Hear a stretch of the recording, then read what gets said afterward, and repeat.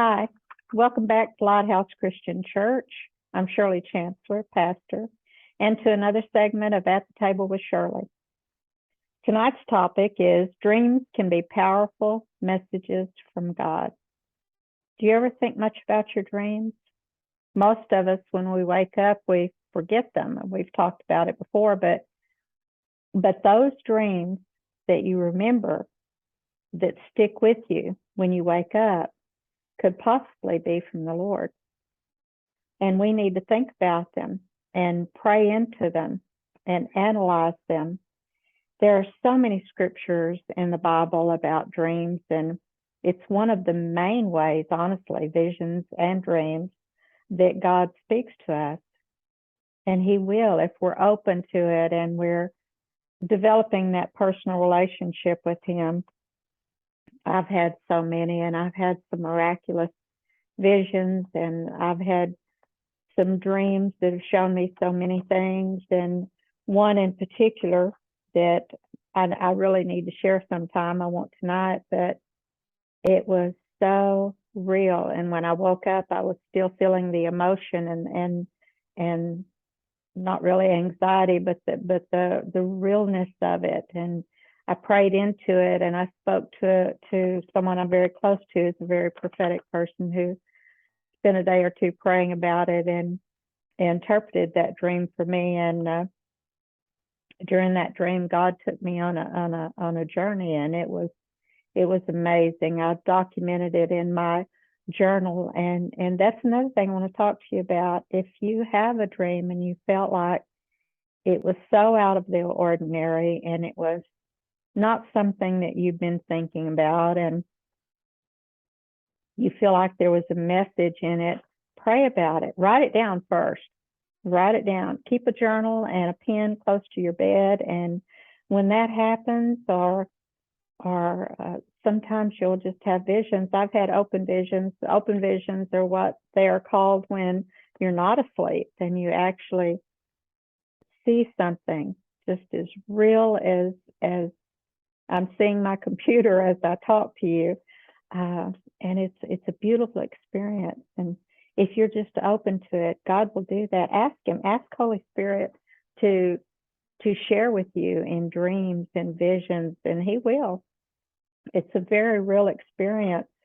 In Joel 2:28, He says, "After this, I will pour out my Spirit on all humanity. Then your sons and your daughters will prophesy. Your old men will have dreams, and your young men will see visions." And you know, that's repeated almost word for word in Acts 2:17. And it says, "This is what I will do in the last days. I will pour out my Spirit on everybody." Everybody. He'll pour out His Spirit on everyone, not just select people, not people who are just in the fivefold ministry, not just prophets, not just evangelists, teachers, pastors, not just those, everybody. "And cause your sons and daughters to prophesy, and your young men will see visions, and your old men will experience dreams from God." So that's told in Joel in the Old Testament, and it's told again in Acts chapter 2. And in Daniel, it's talking about the men that Daniel worked with. "God gave these 4 young men knowledge and understanding in every kind of literature and wisdom. And Daniel also understood visions and dreams of every kind. He was able to interpret dreams for kings." And in Matthew 2:13, after they had gone, Joseph had another dream. "An angel of the Lord appeared to him and said, 'Get up now and flee to Egypt. Take Mary and the little child and stay there until I tell you to leave, for Herod intends to search for the child to kill him.'" So God was telling Joseph to run, take Mary and the baby Jesus and run. And it saved their lives. Numbers 12:6, He said, "Listen to what I say. If there is a prophet among you from the Lord, I make myself known to him in a vision, and I speak to him in a dream." The Lord was trying to tell the people that that he has anointed them, that their dreams are sure, their visions are real, you can believe them. And at that time, his spirit had not been poured out on everyone. So everyone did not have the visions and the dreams and the relationship with him. It was just select ones, like Moses and Abraham and Elijah and Elisha, and just certain ones. But he was instructing them through his prophets to take note. Take note when they come to you and tell you that they've had a dream from me. I'm sending you a warning, or I'm sending you a blessing. I'm sending you good news, or I'm sending you something to be aware of and to prepare for. In Daniel 7:1, in the first year of King Belshazzar of Babylon, Daniel had a dream with visions in his mind as he was lying on the bed. He wrote down the dream. And here's the summary of the account, and it goes on to tell what his dream was. But look, even he wrote down his dream, Daniel. He documented them, and he prayed into them, and he asked the Lord for more revelation on them, more wisdom, more understanding. I know back in early 2015, before the election, and we were all praying, and it was such a tumultuous time during that election year. There were just so many people running for office, and there was just so much mudslinging, but this was even earlier than that. 3 times the Lord showed me a vision, and I shared them with my sister, who was pastor here at the church at the time. But I saw like a geographical map of the U.S. I saw the shape of the U.S., but all it was ground, no buildings or anything. And it was this something just beneath the surface of the earth, moving across from the east to the west. And I don't know why from the east to the west, but something just under the ground, just moving. And as it moved across, it was like plowing up the earth and turning it and turning things over, and really plowing up the ground, so to speak. But it was below the surface. You couldn't really see what it was, but it was doing that all the way across the United States. And I saw that vision 3 times, not at the same time. It was over a period of time that I saw that. And I realized later that the Lord was preparing me to show me that it was going to be a tumultuous time. Things were going to be torn up and turned over and uncovered in our nation. And it was, wasn't it? Wow. And it still is. I'm not sure of the significance of the 3, having the vision 3 times. If any of you are prophetic out there or are experienced in that, maybe you can help me with that one. But I do know it was warning me and showing me what was coming, and letting me pray into it, which I did. I prayed even though I didn't understand exactly what it was. I knew it was about our nation, obviously, and I knew that something was going to go all the way across our nation. So I did do a lot of praying. I still do. In Genesis 41:25, then Joseph said to Pharaoh, Pharaoh's dreams mean the same thing. God has revealed to Pharaoh what he is about to do. So, even secular people, God has talked to. There have been times when he would speak to them, especially when their having the knowledge would benefit God's people, which in this case it did. And you can read the rest of those verses for the whole story, but I wanted you to see the part where he actually gave a secular king a dream to benefit his people and to warn him and give him an opportunity to change his ways before it was too late.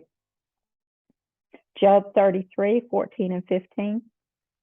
For God speaks time and again, but a person may not notice it. In a dream, in a vision at night, when deep sleep comes over people as they slumber on their bed. Just over and over, God is saying, it's me.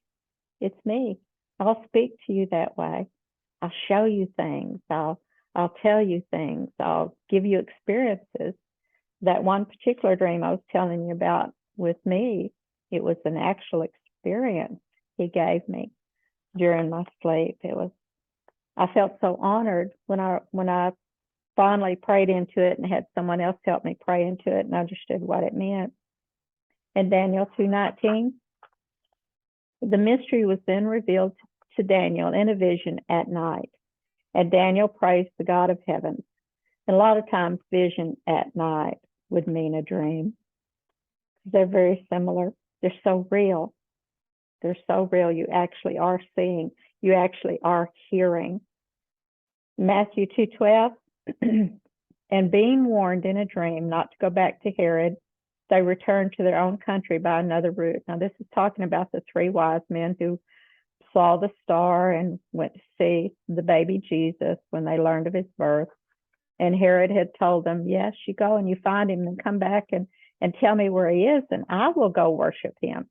But instead, he was really wanting to know where he was so he could go and kill him. And God warned them in a dream, no, don't do that. Don't go back to Herod. Just go another route and go home. So that's what they did. Acts 16:9. During the night, Paul had a vision in which a Macedonian man was standing and pleading with him, cross over to Macedonia and help us. So he was told, he actually saw the man pleading, come and help us, come and help us. And he did. He got up and they went and they helped. And the last one, Matthew 27:19. This was about Pilate when they were judging Jesus and getting ready to crucify him. While he was sitting on the judge's bench, his wife sent word to him, have nothing to do with that righteous man, for today I've suffered terribly in a dream because of him. So he was warned, and he didn't want anything to do with it, after his wife told him that she had that dream. And it happens time and time and time again. I know you have all had dreams that you've had questions about, and I know a lot of you are well versed in dreams from the Father and understand how to interpret them and understand some of the symbolism and some of the meaning. I wish I understood more, but I do know when a dream is from the Lord because I remember it, detail, vivid detail. But when you do, take heed of it and write it down. And then if you don't understand it, pray into it and ask the Lord, and he'll show you what it means, or he'll send someone to you who can interpret it for you. But it's a beautiful thing, and it's a beautiful way that the Lord speaks to us. And don't take it for granted. Don't take those dreams for granted. And don't think you'll remember it. Oh, I'll write it down later, because you won't. It'll be gone. It needs to be recorded, just like Daniel did. Record it, save it, pray into it, ask the Lord what he's trying to say to you. Because the word says even the prophets only see in part and hear in part. When they get a vision or something or a word from the Lord, they have to pray into it too, to make sure it's what they think it is. Now, sometimes people are given a word of knowledge or a word for someone else. We've all, or probably most of us, have been in services where that has happened when the pastor or a visiting prophet or something has been given a word for you. And you know what? You'll know if that's truly from the Lord too, because if it is, it's going to be kind of a validation of what you're already hearing from the Lord. And it's so fun when that happens. It's so good, such a good feeling to know that God is speaking directly to you. But he doesn't have to speak to you through another person. He'll speak to you directly. If you're listening, you'll hear him. We all can. But anyway, I just wanted to share my thoughts with you on that, because with things the way they are, and the more that we pray into protection over our families and our communities and our states and our nation and other nations in Israel, the more we do that, and the more we commune with the Father, the more He's going to communicate with us. So enjoy it.